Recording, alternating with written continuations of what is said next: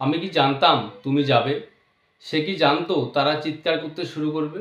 আমি কি জানতাম সে হঠাৎ করে চলে আসবে? তো আজকের এই ক্লাসে এই সেন্টেন্সগুলোকে কিভাবে ইংরেজিতে বলতে হয় সেটা শিখিয়ে দিব। তো মূল ক্লাসে যাওয়ার আগে তোমরা যারা আজকে আমার এই ক্লাসে নতুন তাদের উদ্দেশ্যে বলবো তোমরা অবশ্যই চ্যানেলটাকে সাবস্ক্রাইব করে রাখবে। আর পুরো ক্লাসটি দেখার পর যাদের ভালো লাগবে তোমরা অবশ্যই লাইক, কমেন্ট ও শেয়ার করতে ভুলবে না।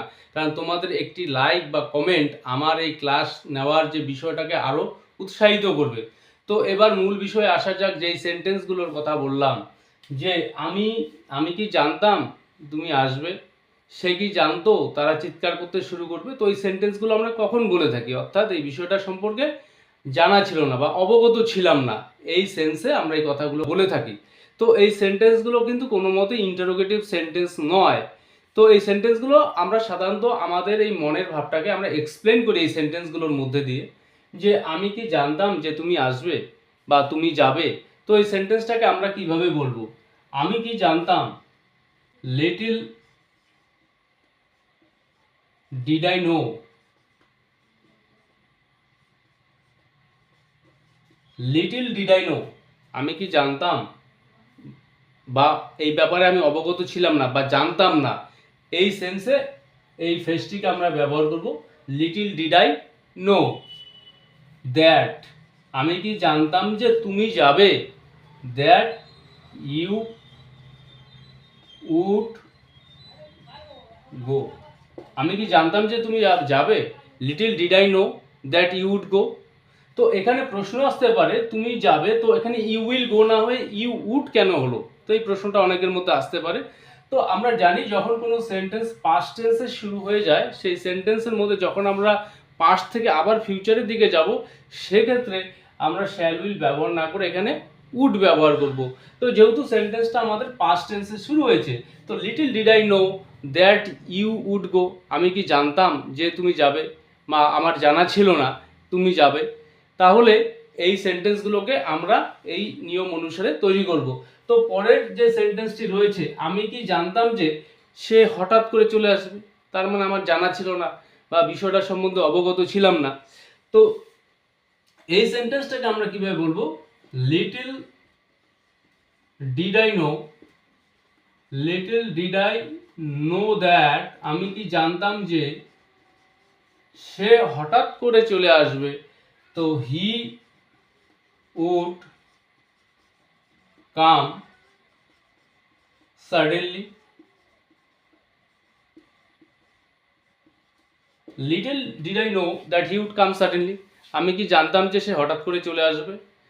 তাহলে পরের সেন্টেন্সটি, সে কি জানতো যে তারা চিৎকার করতে শুরু করবে, তার মানে তারও জানা ছিল না, অবগত ছিল না ব্যাপারটা সম্পর্কে। তো এখানে লিটল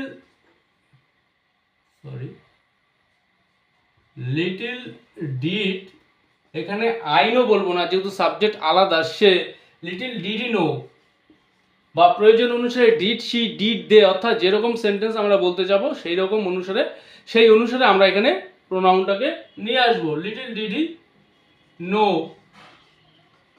দ্যাট, তারা চিৎকার করতে শুরু করবে, দে উড শুরু করবে, দে উড স্টার্ট, তারা শুরু করবে, কি শুরু করবে? চিৎকার করতে। তো চিৎকার করে শাউট, এখানে নিয়ে আসবো আমরা শাউটিং। যেহেতু অলরেডি সামনে স্টার্ট একটি ভার্ব রয়েছে, তারপর আবার পাশাপাশি আমরা আরেকটা ভার্ব ব্যবহার করব না, তো সেক্ষেত্রে ভার্বের আইএনজি অ্যাড করে সেটাকে নাউনে ট্রান্সফর্ম করতে হবে। তো little did he know that, সে কি জানতো যে দে উড স্টার্ট শাউটিং, তারা চিৎকার করতে শুরু করবে। তাহলে এই স্ট্রাকচারটাকে ফলো করে আমরা এই জাতীয় সেন্টেন্সগুলো তৈরি করতে পারবো, একই সঙ্গে আমরা নেগেটিভ সেন্টেন্সও তৈরি করতে পারবো এই স্ট্রাকচারটাকে ফলো করে। এক্সাম্পল হিসেবে আমি বলছি যে আমি কি জানতাম যে তুমি যাবে, তাহলে little did I know that you would go, আমি কি জানতাম যে তুমি যাবে না, সেক্ষেত্রে বলতে হবে little did I know that you would not go, তুমি যাবে না। আমি কি জানতাম যে তুমি পছন্দ করবে না, তাহলে এই স্ট্রাকচার অনুসারে আমরা কিভাবে বলবো? Little did I know that you would not like, তুমি পছন্দ করবে না। তাহলে আমরা প্রয়োজন অনুসারে অ্যাফার্মেটিভ সেন্টেন্স, নেগেটিভ সেন্টেন্স আমরা তৈরি করতে পারবো এই স্ট্রাকচারটাকে ফলো করে। তো পরে এখানে আরেকটি সেন্টেন্স রয়েছে, আমরা কি জানতাম যে তুমি মেয়েটিকে আগের থেকে চিনতে? আমরা তো জানতাম না, আমরা কি জানতাম? তো এই সেন্টেন্সটাকে আমরা কিভাবে বলবো? লিটল, এখানে সাবজেক্ট আমরা, little did we know, little did we know that, আমরা কি জানতাম যে, little did we know that you knew the girl, তুমি মেয়েটিকে চিনতে। এখানে আমরা ভার্বের পাস্ট ফর্ম ব্যবহার করব, কারণ এটাও পাস্টে রয়েছে। তো লিটল আগের সেন্টেন্সগুলোতে সেকেন্ড পার্টটি ছিল ফিউচারে, অর্থাৎ পাস্ট দিয়ে শুরু করে ফিউচারে, বাট এখানে দুটি পাস্টের বিষয়, আমরা কি জানতাম যে তুমি মেয়েটিকে আগের থেকে চিনতে, তো দুটি পার্টই এখানে পাস্টে রয়েছে।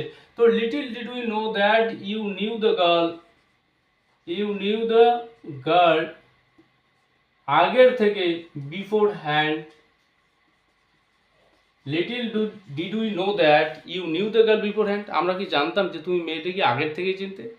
তাহলে এই স্ট্রাকচার ফলো করে এই জাতীয় যত রকম কথা রয়েছে তোমরা এখন ইজিলি ইংরেজিতে বলতে পারবে, লিখতে পারবে। তো এখানে আরেকটি সেন্টেন্স আমি দেখাচ্ছি, মেয়েটির নিশ্চয়ই কারোর সাথে চক্কর চলছে। তোমার কি কারোর সাথে চক্কর চলছে? তো এই সেন্টেন্সগুলো আমরা কখন বলে থাকি? যখন কারোর সঙ্গে কারোর একটা অ্যাফেয়ার বা লাভ রিলেশন বা প্রেমের সম্পর্ক চলছে বা এই জাতীয় কিছু একটা, সেই সময় আমরা এই সেন্টেন্সগুলো বলে থাকি যে মেয়েটির নিশ্চয়ই কারোর সঙ্গে চক্কর চলছে, এই লোকটির নিশ্চয়ই কারোর সঙ্গে চক্কর চলছে। তো এই সেন্টেন্সগুলোকে আমরা কিভাবে বলবো?